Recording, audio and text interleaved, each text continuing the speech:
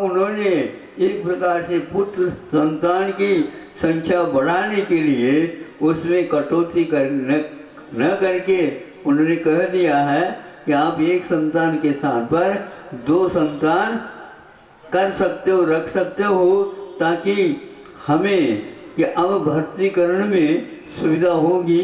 नहीं है तो हमारे लिए अब कि कृत्रिम यांत्रिक जो सेना का निर्माण करना पड़ेगा, तो उससे तो कभी भी विजय हासिल नहीं हो सकेगी। इसलिए सामाजिक व्यवस्था है कि आप गर्भपात न करके समय पर सत्संतान की यदि आप मांग करोगे तो उसका पूरा का पूरा श्रेय आप लोगों को जाएगा कि किसी को भी समस्या का अनुभव करना आवश्यक नहीं पड़ेगा, और सुभिक्ष जिसको बोलते हैं वो होता चला जाएगा।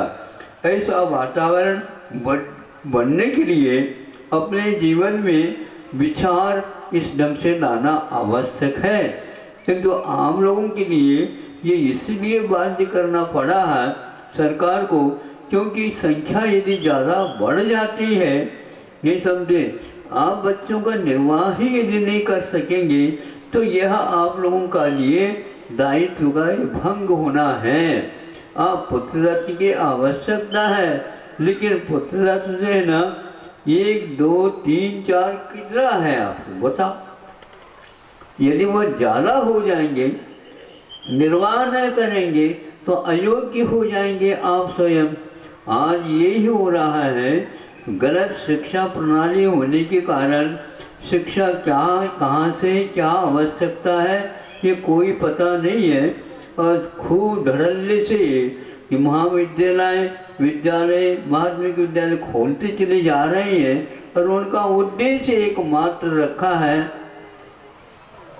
क्या? पैसा। हम यूं करते हैं तो वह चिल्लर हो तो आवाज़ करेगी, और चांदी की रुपया हो तो भैया कहेगा, नहीं समझे। नोट तो कर करते, इसको यूं नहीं कर सकते आप। यूं करते हैं तो ताश के पत्ते भी ऐसे ही होते हैं। क्या हो गया, मुद्रा का क्या मूल्य है हमें बता दो। इसीलिए वस्तुतः यह गलत होता जा रहा है, और वो अयोग्य घोषित हो रहे हैं। उनके पास आत्मविश्वास नहीं है। आत्मविश्वास सही शिक्षा के माध्यम से आता है। जो प्राचीन काल में शिक्षा प्रणाली थी उसको सब चौपट कर दिया है। उसके परिणाम स्वरूप विदेशी शिक्षा का परिणाम ये निकल रहा है। अयोग्यता उसके लिए हासिल हो रही है। इस अयोग्यता के कारण जीवनोपयोगी शिक्षा नहीं होने के कारण उनको हर बात पर ही दुख और परिस्थितियों का सामना करना पड़ रहा है। यह एकमात्र आप लोगों की असावधानी का परिणाम है। असावधानी एक व्यक्ति के द्वारा नहीं हुई, तो पूरा सरकार बनाने वालों के द्वारा हुई है। और आप मतदान देते हो तो यह स्वयं अपने आप को नागरिक बना करके दो तो काम ठीक होगा। ऐसा नहीं कि वह मात्र मतदान करने से अच्छा राज्य अनुशासन चलेगा, नहीं चल सकेगा। व्यवस्थित चलाने के लिए ये सारी बातें आपको ध्यान में रखना है। शिक्षा प्रणाली में आमूल चूल परिवर्तन की मांग को लेकर के काफ़ी उहापोह हो रहा है, और वहाँ पर बैठक के ऊपर बैठक हो ले रहे हैं, और एक एक बात पर गौर कर रहे हैं कि कहाँ पर किस ढंग से अपने को करना है। ये भारत में हलचल ही एक प्रकार से प्राचीन इतिहास को देखने के फलस्वरूप ही कुछ सज्जनों के दिमाग में बात आई है, और इसका आप लोगों को हमेशा याद रख करके सहयोग देने की प्रक्रिया में ही पहल करना चाहिए। अन्यथा आप लोग बहुत ही पश्चाताप करेंगे। उस पश्चाताप से पूर्व में आपको सोचना है कि भारत की जो प्राचीनता है उस समय क्या होता था और इस समय क्या हो रहा है, क्या कमियां हैं, क्या और उसके साथ जोड़ना है, ये सब बातें तब आ सकती है जब आप इतिहास के पन्ने पलटाओगे। नहीं तो विदेश की ओर ही देखते चले जाओगे और खाली होते चले जाएंगे। आपके लिए कोई भी इस रोग का औषध नहीं मिलने वाला है। विदेश में औषध नहीं होते किंतु दवाई होती है, रोगों को दबाती है, 10 रोगों को खड़े करा देती है और आपके पैसे को सब समाप्त करा देती है। माथा खराब हो जाता है। फिर एक दूसरे की बात चिड़चिड़ाहट के कारण समझ में नहीं आती। अंत पागल हो जाते हैं। पूरा पागल हो जाना फिर भी ठीक है। हाँ, अंत पागल हो गए, उसकी चिकित्सा भी महंगी और उसका रखना भी महंगा और वो कोई काम भी नहीं करेगा। ऐसे अयोग्य घोषित हो रहे हैं मध्य प्रदेश में। ये आपको सुनकर के आश्चर्य होगा कि मध्य प्रदेश में 70-80% कि महाविद्यालय जो इंजीनियरिंग है और जो कुछ भी है वो खाली जैसे पढ़ने जा रही है। कोई भी भर्तीकरण वहाँ पर नहीं हो रहा है। 30% लगभग उसमें भर्तीकरण जबरदस्ती ला करके भर्ती कराया जा रहा है ताकि पैसा निकाल सके गवर्नमेंट से। यह दशा वहाँ की हो गई है। इसलिए जो पढ़ लिखे हो गए हैं, इंजीनियर बने हैं, वो अपने दोनों हाथ ऊपर उठा रहे हैं। हम लोन लेकर के तो पढ़ गए थे, अब हम देने योग्य नहीं हैं। तो इसका अर्थ ये हो गया बैंक वाले हमसे अब किसी भी प्रकार से ज़बरदस्ती न करें क्योंकि हम इसके लिए अयोग्य हैं। ये बात पर्याप्त है।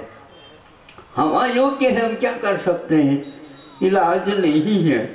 अभी तक तो इलाज था, अब इलाज नहीं है। ना इलाज हो गया तो आप को कुछ नहीं करता। बैंक भी ठीक बैठ जाएगी, सभी लोग ठीक बैठ जाएंगे, लेकिन उनका भविष्य क्या होगा एक समस्या है।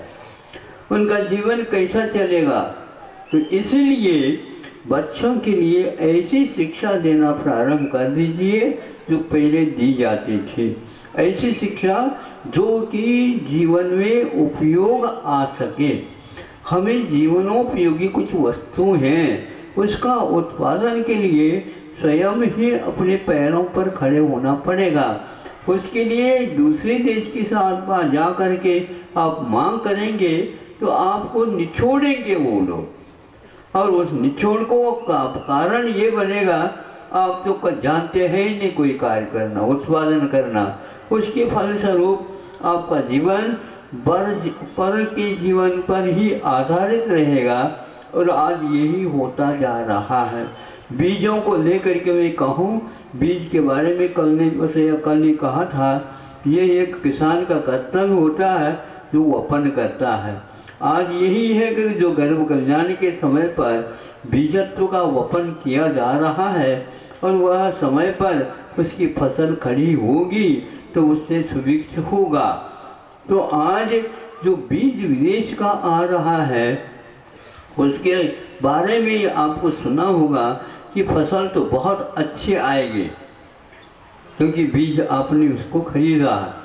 फिर आगे और 1.5 गुना आ जाएंगे, ठीक है।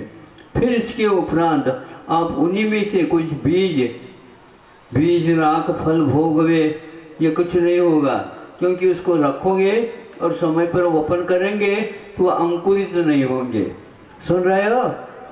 किसान हो तो और अच्छे ढंग से सुन लो। हाँ, वो बीज आपके एक ही साल फलेंगे, दूसरे साल पुनः बीज को खरीदना होगा। इस प्रकार 2-3 साल के भीतर आप बीज रहित हो जाओगे, उन्हीं के ऊपर आधारित होगे। उस बीज के लिए 1 किलो के लिए वो 100 रुपये 150 रुपये भी रखेंगे। हाउ दद्दा दे दो, हम कहना ही पड़ेगा। अब सोचो, विचार करो, ये नौबत क्यों आई? आप लोग पहले से नहीं समझ पाए। हर क्षेत्र में ये हो रहा है। दूध कहाँ से आ रहा है ये आपको बात, दूर जाते ही नहीं आप, पैकेट अपने हाथ में पैकेट में आ जाता। दूध बिल्कुल बढ़िया, तो वह उसमें बस थोड़ी सी मिला दो, दूध हो गया।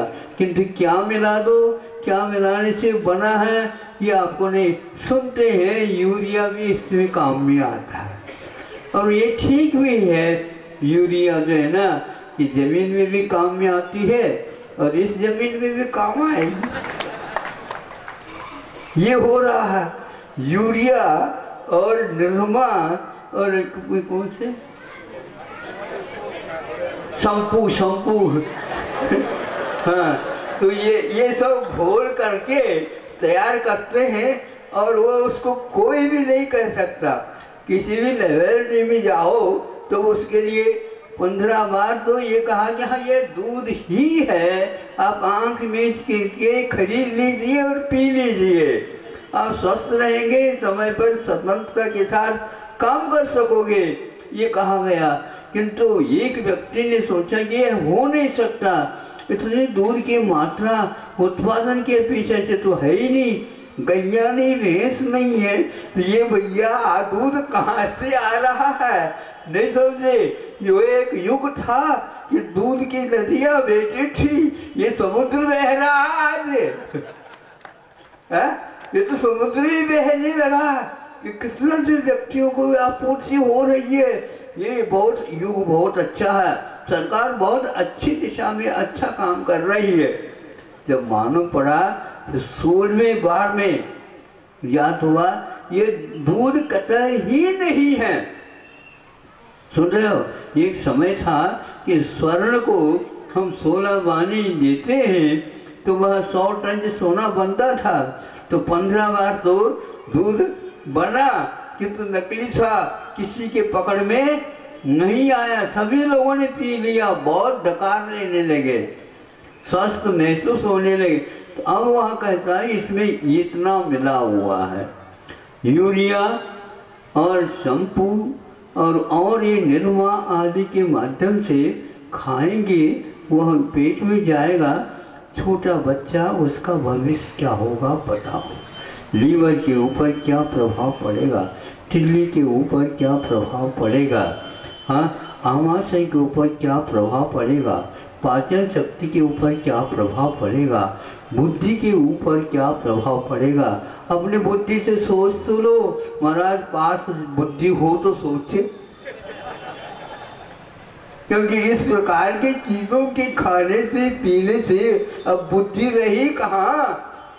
सद्बुद्धि की बात आप कर रहे हो, तो आज गर्व कल्याण के दिन महाराज ये क्या आपने पुराण चालू कर दिया? ये पुराना नहीं है, ये नया युग का आपकी जीवन गाथा है।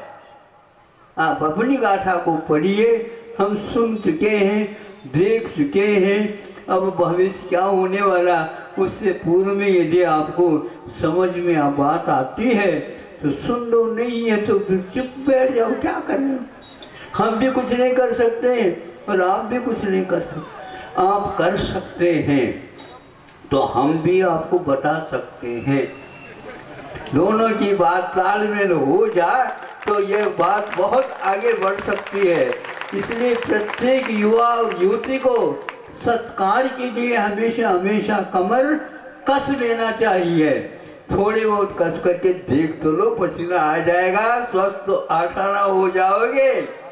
हाँ, तो ऐसे एक उदाहरण दे देता हूँ कि अपने पास दक्षिण के कुछ युवाओं को बुलाया गया, वो स्वयं ही समर्पित होकर के आ गए कुंडलपुर में, और उनको दिशाबोध देने का उपक्रम चल रहा है। उसमें उन बच्चों के साथ साथ उनको रसोई बनाने वाला भी एक लड़का उसके साथ आया था, नहीं समझे। हाँ, वो आया, वो अपना 10-20 बच्चों के लिए रसोई बहुत अच्छे ढंग से बनाता था, वो निपुण था, पढ़ा लिखा कम था, लेकिन वह अपने कार्य में बहुत निष्णात था। और उसने देख करके सब लोगों को भोजन पानी सब कराया और समय बचा था। और वो कैसे सीखते हैं, वो स्वयं भी सीखता गया।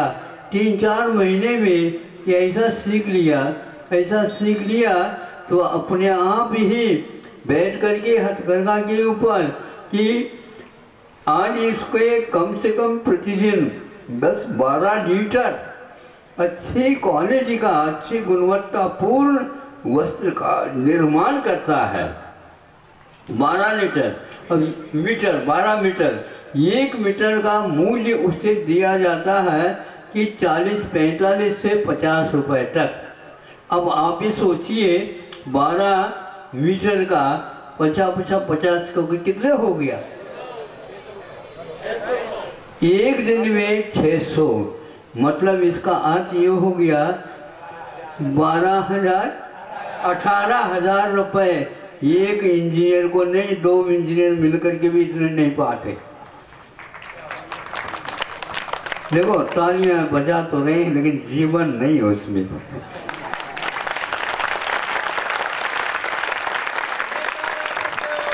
जोर से जो लगाए, इसका अर्थ तो पहले ही जोर लगाते तो कितना आनंद होता।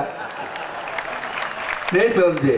स्वाभिमान से आप रहित हो गए, इसलिए दोबारा कहना पड़ता तब जोर लगाते हो, नहीं तो आपके पास अनंत शक्ति है, जोर लगा नहीं रहे आप, अन्य कामों में ही शक्ति लगा रही है। देखो ये आपके लोगों के लिए व्यवस्था ऊपर से क्या हो रही है, आ रही है, जा रही है, नहीं समझे? ये पूरी ये 7-8 दिन की रील आपकी बन रही है। बस उसी को देख करके आप देखेंगे, खुश होंगे और अपने मेहमान आएंगे तो देखो हमारे यहाँ इस प्रकार हुआ, देखो यहाँ पर महाराज बैठे हैं, ये ऐसे बोल रहे थे, क्या आनंद आ गया। कैसा आ गया वो महाराज जी जाने। बस इतना हो गया, इतिहास आपका चालू हो गया। तो वह लड़का पढ़ा लिखा नहीं था किंतु 18,000 वेतन तक पहुंच गया और आज डिफॉल्टर, अयोग्य घोषित करने वाले वह इंजीनियरों की ओर आप देखो तो बिल्कुल आपको तरस आएगा। स्वाभिमान आप जागृत करिए और उनको इसमें लगाइए। उनके पास तो उपाधि है, इंजीनियर पद की उपाधि है, वो क्या नहीं कर सकते। बस इतना है, पढ़ना लिखना, इंग्लिश आदि को पढ़ना, बाबू बनने के लिए ये धारणा बना रखी है। आदर्श शिक्षक भी बन जाए तो बहुत अच्छी बात है। आज कोई भी आदर्श शिक्षक बनता नहीं। जैसे जय कुमार शास्त्री जैसे बुंदेलखंड को छोड़ करके आदिवासी बन गए।